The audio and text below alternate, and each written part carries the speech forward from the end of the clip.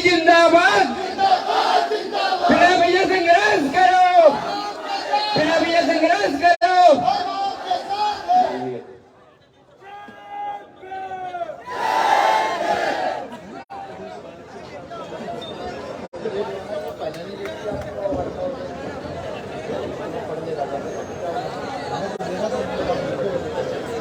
चलिए शुक्रिया आप सभी साथियों का। ये सब लोग बैठ जाए यहाँ से। चलिए सब नीचे बैठना है, नीचे बैठे सब लोग, बैठो सब लोग नीचे। ये जो साथी आ गए तो नीचे बैठ सकते हो, नीचे बैठ जाए भाई। ये मीडिया वाले लोग भी उधर हो जाए ना, आराम से बैठ जाए तो सबके फोटो वोटो आपके आ सकते हैं। व्यवस्था बनाने का काम करें साथी। फूल वही चुन पाते हैं जो कांटों से टकराते हैं। गौर से सुनिए, लाइनें पुरानी है लेकिन फिर भी प्रयास रहता है कि वो समाज में सदियों से अछूत दरिद्र रहा है, वो समाज जो इस देश के अंदर सबसे ज्यादा मेहनत करता है। मेहनत कैसी, मजदूरी करता है, कपड़ा उठाता है, टट्टी उठाता है, झाड़ू लगाता है, दूसरों की गुलामी करता है, वो समाज साथ जाग जाए। इतने सारे महापुरुष आए जगाने के लिए, हम भी उस राह पर आगे की ओर बढ़ रहे हैं। फूल वही चुन पाते हैं जो कांटों से टकराते हैं। अधिकार मांगे नहीं जाते, अधिकार तो छीने जाते हैं। एक बात पहले ही साफ स्पष्ट कर दूं, कुछ पल्ले पड़ रहा भाई। हाँ ये है कि विमान ने राजनीतिक दल बनाया सारे तो फटे हो, लेकिन ये भी स्पष्ट है कि वो राजनीतिक दल भीख मांगने के लिए नहीं बनाया। क्या समझ में आया? एक महीना ताली, क्या समझ में आया अभी बताओ? मैंने कहा भीख मांगने के लिए नहीं बनाया, आपने ताली बजा दी। नहीं, राज भी कई तरीके के हैं। एक तो सदगुरु रैदास जी का राज है, बेगमपुरा राज, जहां कोई गम ना हो, और एक इन संघियों का भी राज है, जहां आज रक्षाबंधन के दिन एक बेटी राखी बांध के वापस आ रही थी अपने पति के साथ। भारतीय जनता पार्टी के मंडल अध्यक्ष के लड़के ने उसको उठाया और उसके पति के सामने उसके 10 साथियों ने उसका रेप किया। बेटी है, ये भी राज है। राज की परिभाषा समझिए, बात बात पर ताली मत बजाइए। मैं जानता हूं सीधा समाज है, जो कुछ कोई कह देगा मान लेगा। तो मैं ये कह रहा था कि जो राजनीतिक दल बना है भीख मांगने के लिए नहीं बना है। और मैं जो आपको कहूंगा हो सकता है आपको बुरा लग जाए तो लग जाए, मुझे फर्क नहीं पड़ता, क्योंकि सच तो सच होता है। और ये मैं नहीं कहता, ये महापुरुष कहता है कि सच हमेशा कड़वा ही होता है। जब दवाई कड़वी होती है ना, ऐसे सच कड़वा होता है। समस्त बहुजनों महापुरुषों के चरणों में नतमस्तक होते हुए आपको क्रांतिकारी इंकलाब पेश करता हूं। भीम आर्मी के कार्यकर्ता होने के नाते फूले साहू अम्बेडकर की विचारधारा, जिस विचारधारा पर चल करके आज उत्तर प्रदेश से मध्य प्रदेश के अंदर और मध्य प्रदेश से पूरे देश के अंदर इस आंदोलन को संचालित कर रहे हैं, इस आंदोलन को चला रहे हैं, जहां हमारी हत्याएं भी हो रही हैं, जहां हम जेल भी जा रहे हैं, लेकिन मन विचलित भी होता है। मन विचलित भी होता है ये कहते हुए कि जो देश का सर्वहारा समाज है, जो इस देश में क्रांति कर सकता है, जिसने देश में क्रांति की है, वो आज भी गुलामों का गुलाम बना हुआ है। बात करूं तो आज की व्यवस्था की, बात करूं मनु की व्यवस्था की, जहां गैर बराबरी ऊंच नीच का बड़ा बोलबाला रहा, जहां कई हजार साल भारत की बहुसंख्यक आबादी को, बहुसंख्यक वो आबादी जो इस देश के लिए लड़ी, इस देश के लिए मरी, यहां सफाई की, यहां की व्यवस्था सुधारी, यहाँ खेती की, यहाँ की आर्थिक व्यवस्था बनाई, यहाँ की जमीन खोद करके नदियां बनाई, पहाड़ काट करके सड़कें बनाई, वो आवाम आज भी सोई हुई है। मैं चाहता हूं मेरी बात वो भी सुने जो मध्य प्रदेश, राजस्थान और अन्य राज्यों में एक विशेष समाज के लोगों को घोड़ी पर नहीं चढ़ने देते हैं। मैं चाहता हूं वो भी मेरी बात को सुने। मैं ये भी चाहता हूं जो आज जय श्री राम के नाम पर हत्या करते हैं, जिन्होंने राम राम के नाम का मतलब ही बदल दिया है, वो भी मेरी बात को जरूर सुने। मैं ये भी चाहता हूं जो भारत को माता कहते हैं, जो भारत को माता मानने में विश्वास रखते हैं, वो भी मेरी बात सुने। इस देश में प्रधानमंत्री हुए थे चौधरी चरण सिंह साहब। मैंने उनकी 2 लाइनें पढ़ी।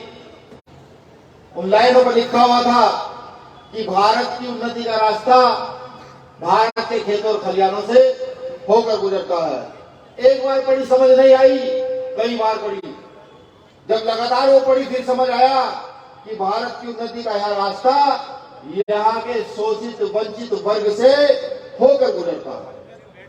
मैं इसलिए बता रहा हूं कि जो लोग जातीय शोषण करते हैं, जो अपने आप को इस देश का देशभक्त बताते हैं, कि अगर इस देश की उन्नति चाहते हो, यहाँ की जीडीपी बढ़ाना चाहते हो और यहाँ की आर्थिक व्यवस्था में सुधार चाहते हो, तो इस देश के अंदर वो वर्ग जो सदियों से पिछड़ा रहा है, उसको मुख्य धारा में किसी भी तरीके से लाना होगा।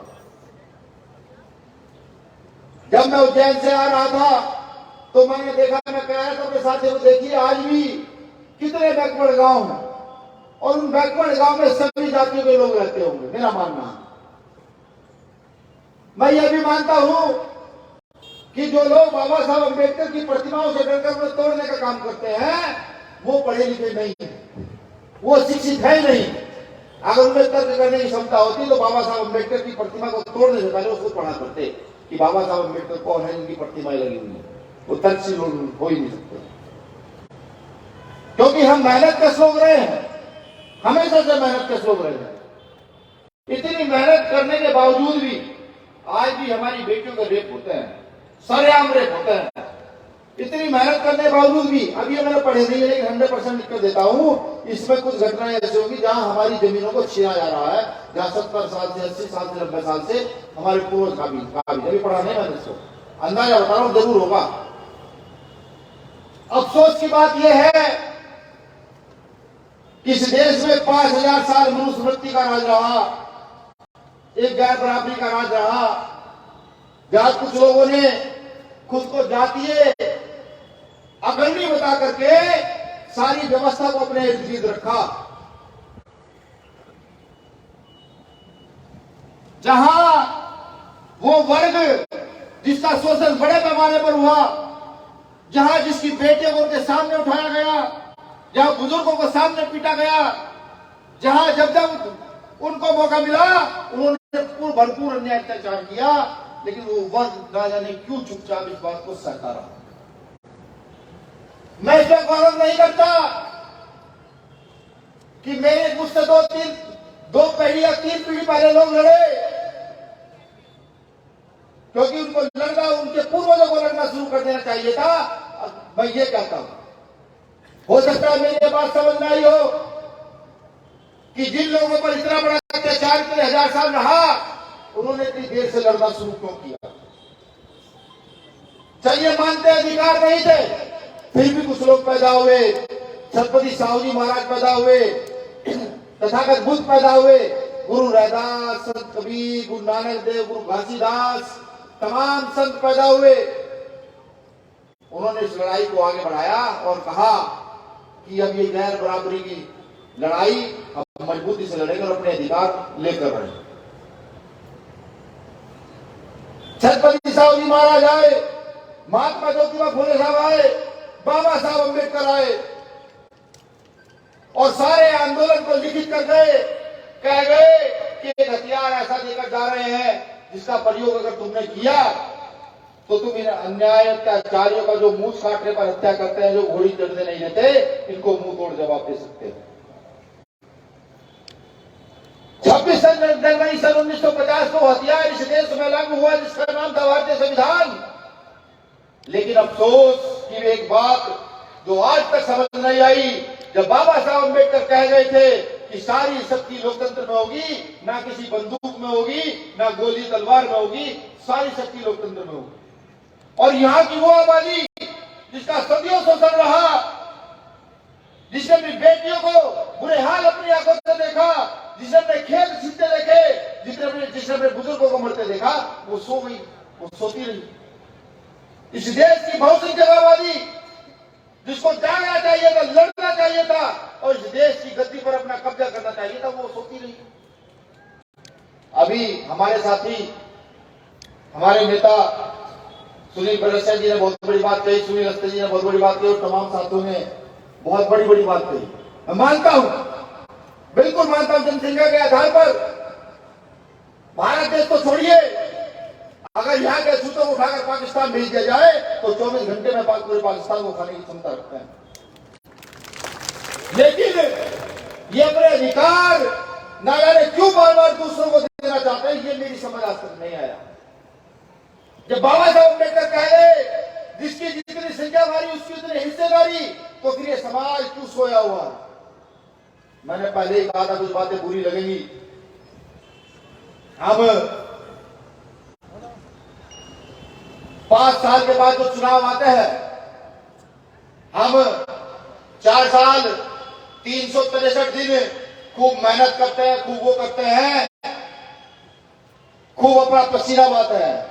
लेकिन जैसे ही 5 साल के बाद 4 साल का 364वां दिन आता है, उस दिन हमारे हाथ न जाने क्यों कांप जाते हैं। कभी चंद पैसों पर, कभी चंद उस नशे की बोतल पर, कभी खाने पीने पर ये हाथ बहक जाते हैं और अपने अंगूठे को कहीं जहां हमें लेकर जाना चाहिए था वहां कहीं और लेकर चले जाते हैं। और फिर 5 साल होते हैं कि नहीं यार, हमें घोड़ी पर चढ़ने नहीं दिया, आज फिर हमारी मूछ काट ली गई, आज फिर हमारी हत्या हुई, आज फिर हमारा बलात्कार हुआ। फिर रोते हैं, क्यों रोते हैं? समाधान तुम्हारे हाथ में है। तुम नहीं करना चाहते तो दोषी कौन है? क्या वो घोड़ी पर ना चढ़ने देने वाले लोग दोषी? मैं उनको दोषी नहीं मानता, क्योंकि जो लोग अपने अधिकार ना पहचान पाते हो, जिनको थाली में सजा कर सब कुछ मिला हुआ हो, वो थाली दूसरे के सामने कर देते हो, तो दोषी वो लोग है या तुम लोग हो? खुद सोचना घर जाकर के दोषी कौन है? दोषी वो नहीं, दोषी हम है। हम अपने अधिकारों का प्रयोग नहीं कर पा रहे हैं। जब इस देश के इतिहास को पढ़ा जाए, अगर आजादी की लड़ाई को पढ़ा जाए, एक लंबी लिस्ट निकलती है जिसको आज खत्म कर दिया गया है, जिसको लेखनी से मिटा दिया गया है। इस देश के दलित आदिवासियों की लड़ने में, इस देश के मुसलमानों की, इस देश के पिछड़ों की लड़ने में बड़ी लिस्ट निकलती है। आज मौजूदा सरकार एनसीईआरटी में सावरकर को पढ़ाना चाहती है। जानते हैं सावरकर कौन? ये सावरकर वही सावरकर है जब देश में आजादी की लड़ाई चल रही थी और इसको जेल भेजा गया, तो ये जेल से लिखकर माफीनामा मांगता है कि मैं अंग्रेजों से माफी मांगता हूं, मैं तुम्हारी गुलामी करूंगा। ये सावरकर वही सावरकर है जो मौजूदा सरकार इनको एनसीईआरटी की बुकों में पढ़ाना चाहती है। मैंने कहा, अपने वक्तव्य में एक बार एक पत्रकार ने सवाल किया कि तुम इतना चीखते चिल्लाते हो, इस देश की व्यवस्था में तुम्हारा क्या योगदान है? क्या कर सकते हो? कैसे बढ़ सकते हो? मैंने कहा, बाबा साहब ने अर्थव्यवस्था पर इतने लंबे लेख लिखे, इतनी किताबें लिखी, अगर किसी एक किताब को इस देश की व्यवस्था में लागू कर दिया जाए तो सोने की चिड़िया ये देश कभी सम्राट अशोक के समय में था, वो सोने की चिड़िया देश आज 21वीं सदी में हो सकता है। लेकिन इतनी हिम्मत नहीं है, क्योंकि वो पढ़ा लिखा व्यक्ति एक अचूक समाज से था, यहाँ जातीय प्रभाव हो जाता। आज आप देखिए कि मुसलमान को सिर्फ गाड़ी रखने पर मार दिया जाता है, घेर कर मार दिया जाता है। किस लिए? जबकि मैं भारतीय इतिहास को पढ़ता हूं, आरएसएस का एक भी कच्चा गाड़ी नहीं मिलता उस इतिहास में देश के आजादी में लड़ने वाला, लेकिन हर मुसलमान मिलता है, मुसलमान की हर कौम का व्यक्ति मिलता है, अपनी शहादत देने वाला उसको आतंकवादी बना दिया जाता है, उसकी हत्या कर दी जाती है। समझिए, मैं ये कहता हूं कि जिसकी जितनी संख्या पाई उसकी उतनी जिम्मेदारी। अगर इस देश का बहुजन आज बिना सुधरा तो वो दिन दूर नहीं कि उस संविधान पर धीरे धीरे कुठाराघात कर रहे हैं। ये तो भीम आर्मी है जिसको वो हत्या करने पर रोक नहीं पा रहे हैं, जेल भेजने पर नहीं रोक पा रहे हैं, वरना इस देश में आर्टिकल 19 का उल्लंघन इतना ज्यादा हो रहा है कि कोई व्यक्ति सरकार के खिलाफ चूक कर दे, अर्जुन, उसको फौरन जेल भेज दिया जाता है, उसको फौरन ईडी की जांच में फंसा दिया जाता है। मैं तो चीज कर कहता हूं, हमारी करो सीबीआई जांच, हमारी करो ईडी की जांच। जो मेरे पिता मुझे देकर गए थे वही संपत्ति मेरे पास है, उसमें 1 रुपए की बढ़ोतरी आज तक मैंने रतन कर नहीं पाया है।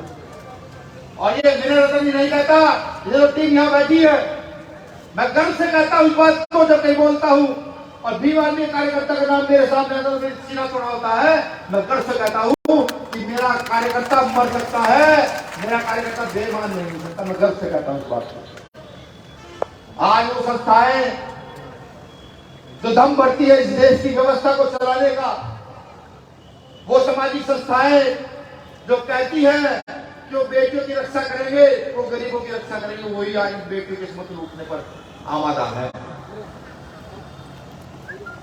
हमारी सबसे बड़ी विफलता सिर्फ ये है कि जब हमें एकजुट होना चाहिए हम टूट कर बिखर जाते हैं, और जब हमें बिखरना चाहिए तब हम एकजुट होते हैं। अब समय है, अब समय है पहचानो अपने आप को। ये जो लोग मंच पर बैठे हैं, ये लोग जो मेरे सामने बैठे हैं, मैं दावे से कहता हूँ इन्हीं मंच पर बैठे हुए लोगों में से या इन्हीं आपके बीच के लोगों में से एक आपके यहाँ का सीएम है और मंत्री भी आपके यहाँ का ये बैठा हुआ है आने वाले समय में। ये देखिएगा कि आज हम विधानसभा नहीं है संसद में है, लेकिन जब कुछ बोलते हैं तो उसका मतलब निकलता है। अगर मेरा जिलाध्यक्ष किसी अन्याय के खिलाफ आवाज उठाता है तो पुलिस प्रशासन के लोग भी ये कहते हैं कि नहीं, भीम आर्मी का हस्तक्षेप हो चुका है, गलत करने से पहले सोचना पड़ेगा। मेरे एक मित्र मेरे साथ के पड़े हुए पुलिस में चले गए, एक दिन रात को 12 बजे फोन आया, जय भीम हुआ, कहने लगे भाई एक चीज का तो गर्व होता है। मैंने पूछा क्या?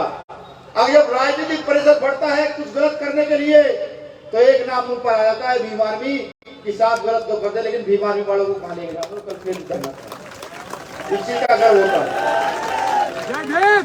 तो मैं आपसे कहता हूं जब इतने ताकतवर आप हैं बिना संसद और विधानसभाओं के, तो सोचिए जब आपके बीच के लोग संसद और विधानसभाओं में जाएंगे तो कितने ताकतवर होंगे। हमारा काम किसी पर अन्याय अत्याचार करना नहीं, हमारे महापुरुषों ने सिखाया ही नहीं।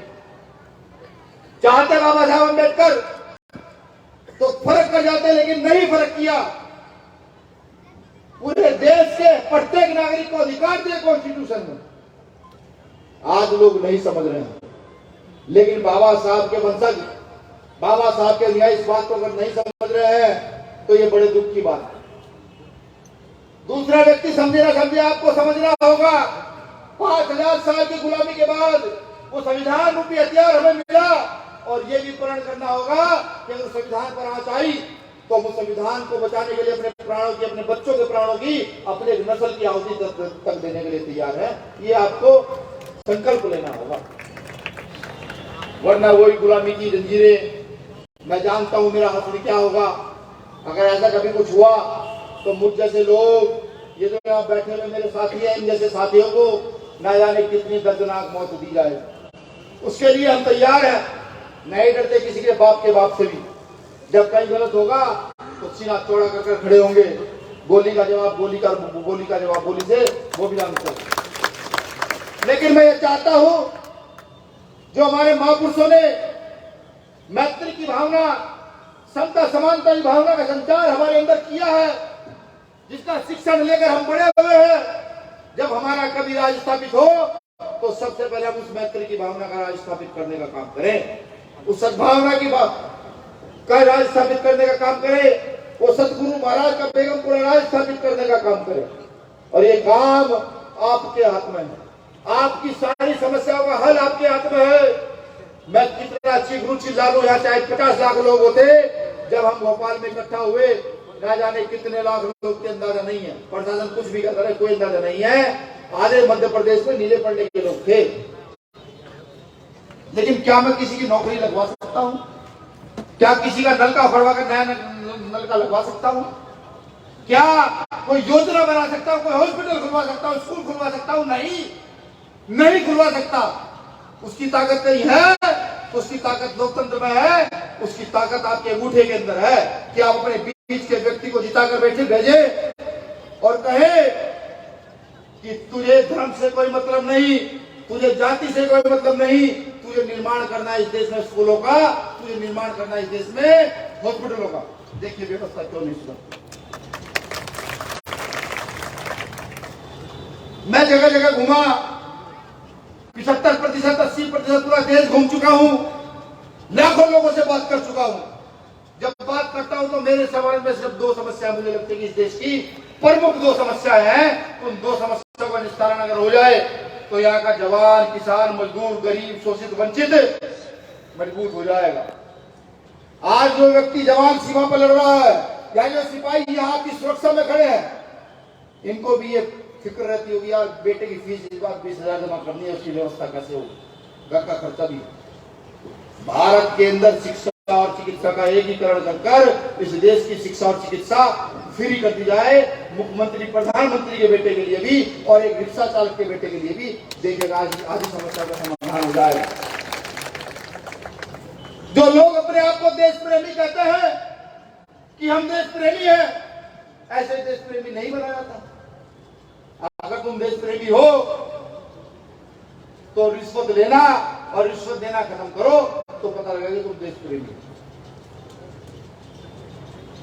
ये बात मैं किस लिए कह रहा हूं कि जब साल का बजट बनता है उस बजट का 70% पैसा तो नेताओं की जेब में चला जाता है। गूगल सर्च मारिएगा शाम को, देखिएगा मध्य प्रदेश का कितना बजट बना है इस साल, और फिर ये सर्च मारिएगा इस मध्य प्रदेश में गांव कितने और आपका गांव किस श्रेणी में आता है और उस गांव के लिए कितना बजट पहुंचना चाहिए था, कितना बजट उस गांव में लगा, आपको पता लग जाएगा। ये 2 हमारे दुश्मन क्यों हैं? आज की राजनीति हमारी दुश्मन क्यों है? वो जानते हैं कि हम पढ़े लिखे लोग हैं, बेवकूफ नहीं है। वो दिन को रात कहेंगे, हम रात नहीं मानेंगे, हम तो ढूंढेंगे कि रात इन्होंने कहा तो क्यों कहा। जानते हैं उन्होंने आज राजनीति महंगी कर दी है। आप जाइए क्षेत्र पर, देखिए कोई विधायक जो चुनाव लड़ो से पूछेगा भैया कैसे चुनाव लड़ेगा, भैया 10 करोड़ रुपए खर्च हुए हैं, 10 करोड़ रुपए खर्च हुए हैं, 5 करोड़ दिए हैं नेताओं को और पैसे लगाए हैं फील्ड में। हमने पिछला भी चुनाव लड़ा, अब भी चुनाव लड़ेंगे, इससे आगे भी लड़ेंगे। ऐसा कोई चुनाव नहीं जिसको आजाद समाज पार्टी नहीं लड़ेगी और बिना पैसे के लड़ेगी। आप लोगों से मांग कर लड़ेगी, रोटी भी आप क्या खाएगी और एक आप क्या खरीदेगी। हम इस राजनीति का स्वरूप बदलेंगे, देखिएगा एक दिन इस राजनीति का स्वरूप बदलेंगे। एक गरीब का बेटा भी इस राजनीति में मुख्यमंत्री बनने की हैसियत रख पाएगा, ये जरूर बदल कर जाएंगे। बिल्कुल तय, जिम्मेदारी आपकी है, तय आपको करना है कि क्या करना है क्या नहीं करना है। मैं तो साथियों कहूं, साथी जो घोड़ी पर चढ़ने से हमें रोकते हैं, ऐसा ना करो, वरना हर गांव में कहीं ना कहीं हेलीपैड हम लोग बनवाएंगे और जब किसी गांव का दूल्हा से 700 दलित आदिवासियों का दूल्हा जब जाएगा तो वहां पर हेलीकॉप्टर से उसकी बारात करवाएंगे। ऐसा भी हम कर सकते हैं, बिल्कुल कर सकते हैं। ये ताकत भी आपके अंगूठे में है। वो साथी जो आज इस देश में धार्मिक उन्माद में लिप्त है, खासतौर से मध्य प्रदेश के साथ साथ इस देश में जिनकी सबसे बड़ी आबादी है, मैं साथियों से भी कहता हूं कि कॉन्स्टिट्यूशन का आर्टिकल 340 पढ़ने का काम करें। उसमें साफ लिखा हुआ है कि पिछड़े वर्ग की शैक्षिक और सामाजिक उन्नति के लिए राज्य सरकार चाहे या केंद्र सरकार चाहे तो नए नए कानून बना सकती है। उसी कानून के तहत एक कानून यहां बना जिसको पूरा लागू नहीं किया गया, जिसका नाम है मंडल कमीशन। जो ओबीसी समाज के लोग मुझे सुन रहे हो तो उनकी तरक्की उस मंडल कमीशन के कानून में है, उसको पढ़े जाकर। और जब राजनीतिक ताकत देने की बात हो और कोई व्यक्ति आपके पास आए और आपको अगर कहे कि मैं आपके समाज का हूं, मुझे वोट दो, तो उसे कहना मंडल कमीशन की जो सिफारिशें हैं ये पकड़ माइक, ये रहा मेरे आपके फोन, तू बोल, मैं रिकॉर्ड करूंगा कि मैं सिफारिशों को लागू कराने का काम करूंगा। मैं लिख कर देता हूं। मैं तो एक आम आदमी हूं। आपके प्रदेश का मुख्यमंत्री भी इस बात को कह नहीं सकता, हिम्मत नहीं वो कह दे, या आपके विपक्ष का जो मुख्यमंत्री पिछड़ा रहा है या जो बनेगा उसकी भी हिम्मत नहीं वो कि वो इस बात को कह दे। लेकिन मैं गर्व से कहता हूं, गौरवान्वित होकर कहता हूं कि मेरा एक कार्यकर्ता इस बात पर अडिग है कि जिस दिन सत्ता हाथ में होगी उस दिन दिखाएंगे कि शोषित वंचितों का उत्थान कैसे होता है, ये बताएंगे। गर्व से कहता हूं। मैं कहता हूं आपसे कि बहुत बड़ी भीड़ की आवश्यकता नहीं, फुले साहब अम्बेडकर की विचारधारा का चलानी है तो जितने लोग यहाँ बैठे हैं, ये इतने लोग रोज 1 घंटा मेहनत करना शुरू कर दें तो बिना 1 रुपया खर्च किए इस प्रदेश की सत्ता को बदलने का दम आप लोग रखते हैं, बिना 1 रुपया खर्च किए। लेकिन लालच छोड़ना होगा, लेकिन लालच छोड़ना होगा। लालच जो है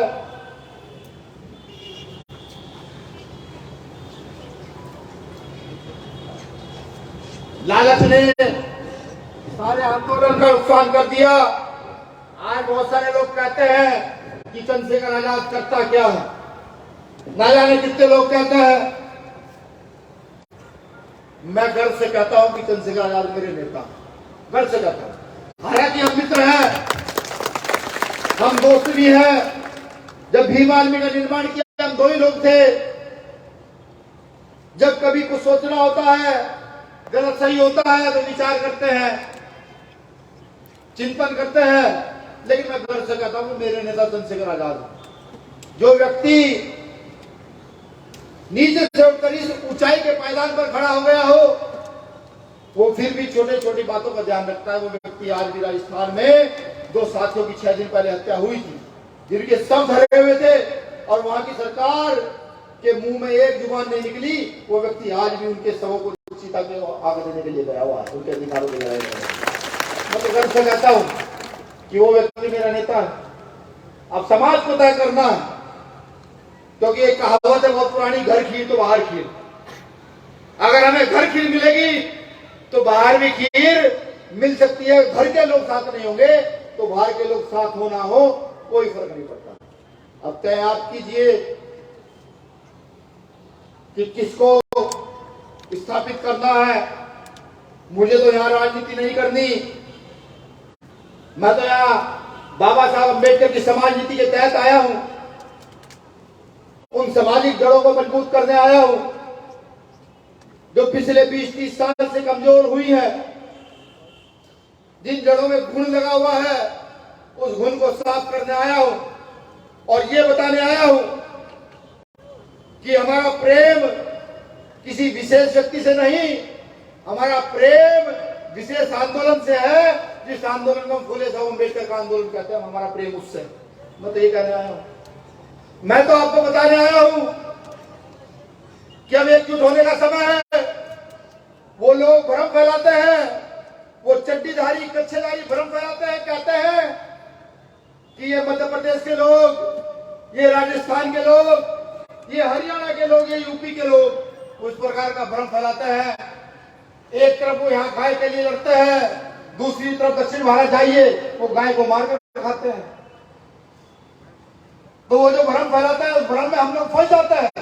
मैंने पहले ही कहा समाज सीधा है, अब मत फंसिए। अब जिसके गले में ये है, जो पढ़ा लिखा है, जो प्रगतिशील है, जो संविधान को जानता है, संविधान को मानता है, जो गैर बराबरी की बात नहीं करता, जो बराबरी समता समानता की बात करता है, उसके साथ आंख बंद करके खड़े हो जाइए और बिल्कुल मत घबराइए। जीवन के 2 ही सच है। आप किसी साधु के पास जाए, सन्यासी के पास जाए, किसी प्रोफेसर के पास जाए, किसी पढ़े लिखे व्यक्ति के पास जाए तो वो यही कहेगा जीवन के 2 सच है, एक जीवन और एक मौत। जिसका जन्म हुआ है वो मरेगा जरूर, ये चक्र है। लेकिन समझिए आज बाबा साहब अम्बेडकर को हम क्यों याद करते हैं? जन्म उनका हुआ था, मरे बाबा साहब अम्बेडकर भी। आज उनको उनके विचारों से याद करते हैं, उनके किए गए काम से याद करते हैं, और वही काम आपके नाम को जिंदा रख सकता है। अगर वो काम आप समाज हित में कर दे वो आप काम आप आंदोलन के हित में कर दें तो वो आपको जिंदा रखेगा। महापुरुषों ने कहा है, जो लोग नहीं बिकते उनकी फोटो बिकती है। वो देखिए जो फोटो लगी हुई है, शाह श्री राम, बाबा साहब अम्बेडकर, छत्रपति साहू जी महाराज, फूले साहब और ऐसे ना जाने कितने महापुरुष, ये अगर अपने समय में बिक जाते तो आज फोटो ना बिकती। ये मैं इसलिए बता रहा हूं कि लोकतांत्रिक व्यवस्था का प्रयोग करते समय जो बिकते हैं उसको बिकना छोड़ दीजिए। नस्लें आपको याद रखिए, आपकी फोटो पर ऐसे ही हाथ करेंगे, आपकी फोटो लोग सिर पर उठाएंगे। अब मैं कहता हूं लोगों को भी, आरएसएस के लोगों को भी मैं कहता हूं, ठीक है आपकी सावरकर की व्यवस्था होगी, ठीक है आपकी गोवलकर की व्यवस्था होगी, ठीक है आप देश के लिए लड़ते होंगे, लेकिन वो जिन बेटियों का रेप होता है, जब आप उनके पक्ष में सवाल करते हैं तो बड़ा दर्द होता है। वो समय याद आता है जब सावरकर ने माफी मांगी होगी। वो समय याद आता है जब सावरकर जैसे लोगों ने ना जाने कितने लोगों को फांसी चढ़ाया होगा। मैं कहता हूं आपसे भी कि कम से कम इतना न्याय चरित्र अपने अंदर रखिए कि कहीं किसी के साथ गलत हो तो उसके साथ खड़े हो जाइए। मैं एक बात और गर्व से कहता हूं, जब किसी भी समाज की बेटी बीमार में कार्यकर्ता को फोन करती है, भाई मेरे साथ ये गलत हुआ है, तो मेरा कार्यकर्ता बिना जातीय समाज पूछे धर्मपूजे उसकी मदद करने का काम करता है।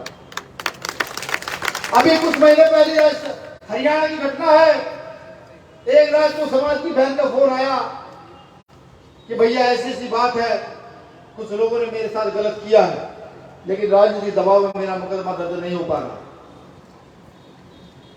हमारे वहां प्रदेश अध्यक्ष से कमल बराड़ जी, मैंने उनको फोन किया, भाई इस मामले को देखो। 24 घंटे से पहले पुलिस ने मुकदमा दर्ज करके अपराधियों की खोज शुरू कर दी, जो मुकदमे 3 महीने से दर्ज नहीं निकला। तो हमारा काम न्याय करना है, न्याय के लिए खड़े होना है। अब तय आप कीजिए, आपको किस ओर चलना है, उस व्यक्ति के साथ चलना है जो रात दिन आपके लिए लड़ता और मरता है, गोली खाने तक के लिए तैयार है, या उनके लिए लड़ता उनके साथ चलना है जो एसी से निकल कर आएंगे, तरह तरह के भाषण देंगे और फिर एसी में जाकर छुप जाएंगे, या आपके लिए खाने पीने की चीज आएंगे, उनके साथ चलना है।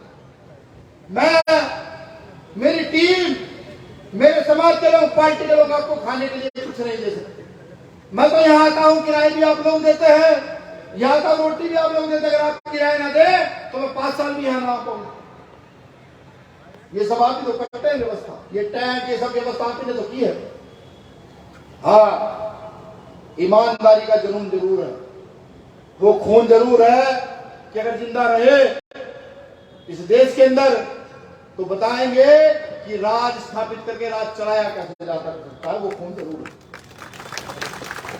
तो मैं यही निवेदन करता हूं और आमंत्रण भी करता हूं मध्य प्रदेश के तमाम सामाजिक संगठनों को या उन लोगों को जिनमें राजनीतिक शक्ति, राजनीतिक क्षमता है, उन सभी को, वो सभी सामाजिक संगठन जो अपने अपने क्षेत्रों में काम कर रहे हैं, आइए कंधा मजबूत कीजिए, अपना भी और हमारा भी, और इस देश की व्यवस्था को बदलने में भीम आर्मी भारत एकता मिशन के लोगों का साथ दीजिए।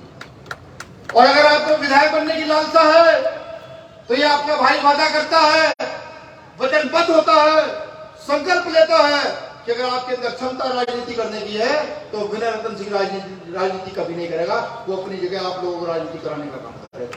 ये संकल्प लेता है, लेकिन एकजुट होने का समय है, बिल्कुल समय है। चुनाव तो हर 2-3 साल बाद आते और चले जाते हैं, लेकिन आज संविधान बचाने के लिए ये लगातार जो हत्याएं हो रही है, इसके विरोध में आज इस देश की व्यवस्था को बचाने के लिए एकजुट होने का समय है। चलते चलते एक बात और बता दूं, अब से 200-300 साल पुराना इतिहास में खोजे तो पढ़िएगा। किसी प्रोफेसर से ये पूछेगा किस देश में अंग्रेजों की उत्पत्ति, अंग्रेजों का आगमन कैसे हुआ था। इस देश में जब रियासतें थी तो अंग्रेज यहाँ अलग अलग स्थापित कैसे हुए। थोड़ा सा मौखिक तौर पर बता दूं, जब आप पढ़ेंगे तो आपको पता लगेगा इस देश में अंग्रेज जब आए तो वो मात्र व्यापार करने के लिए आए थे और भारत की सारी रियासतों को व्यापार के चक्कर में कब्जा कर इस देश पर कई सौ साल राज कर गए। फिर आज का परिवेश देखिएगा कि आज भी सेम वही कंडीशन है। इस देश की हर चीज को बेचा जा रहा है। मैं सोचता था कि इस देश की फोर्स का कभी व्यापारीकरण नहीं होगा, लेकिन भारत में फोर्स का भी व्यापारीकरण किया गया। अग्निवीर के नाम पर व्यापारीकरण किया गया और जिस देश की फोर्स का व्यापारीकरण हो जाए उस देश को गुलाम होने से कोई ताकत कोई शक्ति रोक नहीं सकती। आप जाइए अपने जिले में जाइए, देखिए कितने मॉल खुले हुए हैं, कितने मॉल खुले हुए हैं। उन मॉलों पर सब चीज उपलब्ध है। यह भी जांच कीजिए कि वो मॉल कहां के हैं, उनमें हिस्सेदारी किसकी है, वहां से टैक्स का पैसा किसको जा रहा है। तो आपको दिखेगा कि 70% विदेशों के स्तर से मॉल खुले हुए हैं। गरीब मर रहा है, जो केले की ठेली लगा रहा है वो मर रहा है, छोटा व्यापारी जो छोटी दुकान बेचकर कपड़ा बेच रहा है वो मर रहा है। बोलने वाला कोई नहीं है। बोलोगे तो जेल चले जाओ। रेलवे भी बेच दिया गया। BSNL जो भारत की दूरसंचार व्यवस्था थी उसकी बद हालत है, बिकने की कगार पर है। ये मध्य प्रदेश, यहां से भोपाल का या ग्वालियर का रेलवे स्टेशन पहला प्राइवेट रेलवे स्टेशन बनाने वाला प्रदेश है। तो धीरे धीरे सभी चीजों का व्यापारीकरण किया जा रहा है, बेचा जा रहा है। अब आप समझिए, जब सड़कें बिक जाएंगी, जब आसमान बिक जाएगा, तब अनाज रोटी सब बिक जाएंगी। आज प्राइमरी स्कूलों को धक्का कर दिया जा रहा है, खत्म कर दिया जा रहा है। किस लिए? कि एक दिन ये प्राइमरी स्कूल अडानी करोड़ों के भाव खरीदेगा और फिर वहां या तो अपने प्राइवेट स्कूल स्थापित करेगा या फिर वहां बड़े बड़े वेयर हाउस बनाएगा। हालांकि ये बात कुछ लोगों के सिर के ऊपर से जा रही होगी, लेकिन देश को बदलने के लिए जो इस समय की मौजूदा सरकार कर रही है, अब से 10 साल 20 साल के बाद पता लगेगा कि सरकार क्या यहां कर करके चली गई। ये गुलामी, इतनी बड़ी गुलामी हम लोगों के सिर पर थोप कर जाएगी कि अगर युवा ना जागा तो अगले 50-100 साल इस देश की व्यवस्था को बनाया नहीं जा सकता। आज कर्ज में है, आज सामाजिक आर्थिक व्यवस्था छिन्न भिन्न है। जब भी बात होती है देश की उन्नति की, तभी ये झगड़ा हिंदू मुस्लिम का पनप जाता है। अब आप गूगल उठाकर देखिएगा कि पिछले चंद सालों में कितने हिंदू मुस्लिम झगड़े कहां के हुए हैं। अभी हरियाणा में भी हुआ है। अगर इन सब से बाहर निकलना चाहते हो, देश की व्यवस्था को बचाना चाहते हो, अपने अधिकार बचाना चाहते हो, तो ऐसे लोगों के साथ खड़े हो जाओ जो इस फील्ड में नए हैं, जो मजदूरी और गरीबी से निकल कर आए हैं। ऐसे लोगों के साथ खड़े हो जाओ। मैं कहता हूं उन लोगों से भी जिनका पिता मुख्यमंत्री, जिनका बेटा मंत्री, जिनका पोता विधायक, उनसे भी कि अब ये दाल चलेगी नहीं। अब हम जैसे लोग पैदा हो गए, अब चलेगी नहीं। अब विधायक का बेटा विधायक नहीं बनेगा और मंत्री का बेटा मंत्री बिल्कुल किसी के मन पर बनेगा नहीं। बीमार के लोग बनने नहीं देंगे। वो डरते हैं, ये सरकार डरती है। अभी जम्मू कश्मीर का एक मामला आया, वहां कोई मुस्लिम गुर्जर समाज के जो लोग ST में आते हैं, उनका रिजर्वेशन काटकर दूसरे को दिया जा रहा था। चंद्रशेखर भाई ने ट्वीट किया, जम्मू कश्मीर सरकार रुक गई। नहीं, ये पूरे देश के गुर्जर इकट्ठे हो जाएंगे, दिक्कत हो जाएगी। तो समझिए, अपनी ताकत पहचानिए। वो चंद्रशेखर आजाद जी की ताकत नहीं, वो आप सबकी ताकत है। वो जानती है, वो सरकारें जानती है कि जब चंद्रशेखर आजाद चलता है तो लाखों लोग अपना घर बार छोड़ उनके पीछे चल पड़ते हैं। तो ये यात्रा, संविधान बचाओ यात्रा जो आपके यहाँ से शुरू हो रही है, पूरी ताकत लगाइए, पूरी क्षमता लगाइए। 2 रोटी अपनी लाइए, 2 रोटी साथ के व्यक्ति लाइए और लड़िए, बिल्कुल लड़िए। अधिकार बचाते बचाते लड़ते हुए मर गए तो आने वाली नस्लें हमारे गले में माला डालेंगी, हमको सही दिखाएंगी। लेकिन अगर हम चुपचाप घर में बैठे रहे, तैयार रहिएगा, आने वाली नस्लें जूतों से स्वागत करेंगे और कहेंगी जब ये लड़ाई चल रही थी तो तुम लोग सो क्यों रहे, मुझे कहेंगे। शुक्रिया, आप सब लोगों ने मुझे सुना। भैया है क्या कहे तो बताऊंगे। अच्छा, ये जो हमारी आयोजक कमेटी है वो कहाँ है? आयोजक कमेटी सामने आ जाए, सामने से फटाफट फटाफट आते ही इतना समय हो गया। अरे आपको चलिए साइड में, मैनेजमेंट तो मैं खड़ा कर रहा हूँ, आप टेंशन मत लीजिए, उससे सब बढ़ेगा। सब साथी इस आयोजक कमेटी का चेहरा देख ले, सब लोग। राजनीति सेकंड प्रायोरिटी है। मैं कहता हूं सोच समझ के लोगों को भी कि अगर आपके साथ भी कहीं सरकारी संस्थान में, किसी प्राइवेट संस्थान में या के गांव खेड़े में कहीं अन्याय अत्याचार हो रहा हो तो इस मेरी टीम को फोन करने का काम करें और कहने का काम करें, भैया ये हमारे साथ अत्याचार हो रहा है, हम उसके लिए लड़ने का काम करें। और अगर आपके पास नंबर ना हो, कोई सोच समझ का भी व्यक्ति ये कहे भाई हमें तो कोई नंबर नहीं देता, तो भीम आर्मी के नाम 30 सेकंड का एक वीडियो अपलोड कर दे फेसबुक पर अपने नंबर के साथ, भाई मेरे साथ ये गलत हो गया, मेरी मदद करने का काम करें। अगर वो सही है तो उसकी मदद भीम आर्मी करने का काम करें। आयोजक कमेटी अर्जुन भाई, विनोद भाई, मनोज, राहुल भाई, आयुष भाई, रोहित, तूफान सिंह, घनश्याम यादव जी, सुरेश यादव जी, दिलीप मुनीता जी, रवि दकड़िया जी, आप सभी का भी शुक्रिया। बहुत अच्छा कार्यक्रम आप सब लोगों ने किया। ये क्या है? ये तो बात है ना, समस्या आपको बदल देनी चाहिए थी भाई। बारिश न होने के कारण फसल नष्ट हो रही है और यहाँ के किसान ग्रस्त है, सूखे से ग्रस्त है। देखिए, कलेक्टर अगर चाहे, डीएम अगर चाहे, कॉन्स्टिट्यूशन में प्रावधान है कि वो आपका अगर नुकसान हो रहा है तो उसकी आपको भरपाई कर सकता है। तो यहाँ की जो जिले की टीम है वो इस समस्या को लेकर जाकर कलेक्टर महोदय से मिले। दूसरी समस्या मैंने पहले ही कहा, ये कह रहे हैं कि मंदसौर में दिल को घोड़ी नहीं चढ़ने दिया जाता। अरे घोड़ी क्यों चढ़ना चाहते हो? इसका प्रयोग करो ना, हेलीकॉप्टर से निकालेंगे हेलीकॉप्टर तुम्हारे गाँव में और हेलीकॉप्टर नहीं लगाएंगे तो ऊँट मंगाएंगे राजस्थान से, नहीं मिलेंगे तो हाथी मंगाएंगे, उस पर चढ़ेंगे चढ़ेंगे।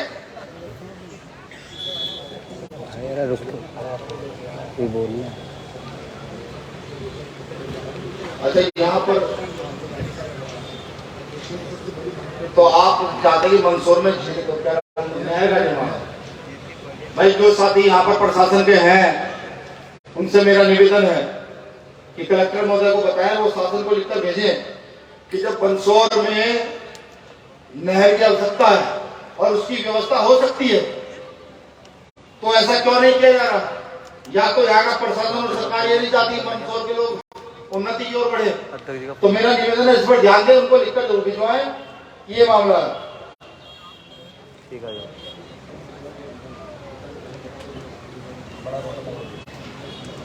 इसलिए देखिए, ये वाकई अभी एक आंदोलन छत्तीसगढ़ में हुआ जहां पर कुछ लोगों ने फर्जी सर्टिफिकेट बनाकर नौकरियां ली। वहां युवाओं ने बिल्कुल नए सब कपड़े उतार करके आंदोलन किया। ये सरकार के लिए शर्म की बात है अगर उन्हीं के कर्मचारी उनके खिलाफ कपड़े उतारते हैं, आंदोलन करते हैं, सिर मुंडवाते हैं और सरकार मौन रहती है, चुप रहती है। भाई मुख्यमंत्री महोदय, उन्हीं लोगों की वजह से आप जो है सरकार में है, तो उनकी सुनने का काम जरूर करें।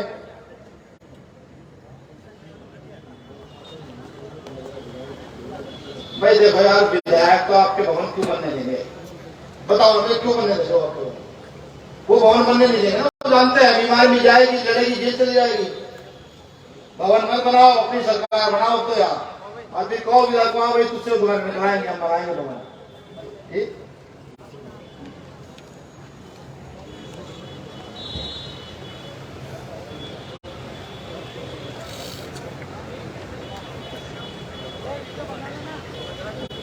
भाई इन्होंने साथियों ने मेरे नाम लिखकर दिया है। कार्यक्रम की अध्यक्षता करें भीम आर्मी के जिला संयोजक, आजाद समाज पार्टी के जिला संयोजक, एएसपी के प्रभारी, भीम आर्मी के जितने साथी यहाँ अध्यक्षता कर रहे हैं, मेरी ओर से सबको आभार, क्योंकि आपसे उनसे यहाँ प्रदेश अध्यक्ष भी है।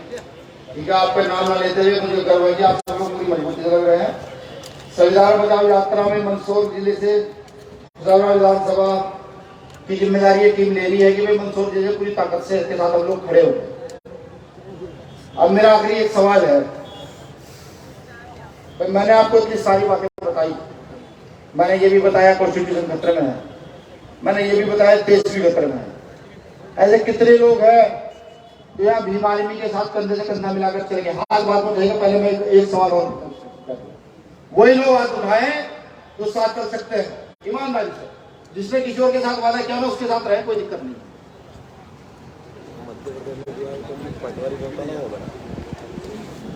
तो मैं पक्का समझू कि आने वाली लड़ाई के साथ आप तन मन धन के साथ तैयार हैं। वोट सपोर्ट नोट सब चीज चाहिएगी, अगर जान देनी पड़ी तो वो भी चाहिएगी, और अगर दिल्ली कुछ करना पड़ा पहले की तरह तो वो भी आना पड़ेगा। अपनी रोटी अपने पैसे से, हमारे पास कुछ देने के लिए नहीं है। तो ये जो सुनील अस्ते सुनील बरसे दोनों लोग खड़े हो गए। फिलहाल मौजूदा समय में ये पार्टी संगठन, ये यहाँ पर देख रहे हैं दोनों लोग मुखिया, इन दोनों के चेहरे आप लोग देख लें।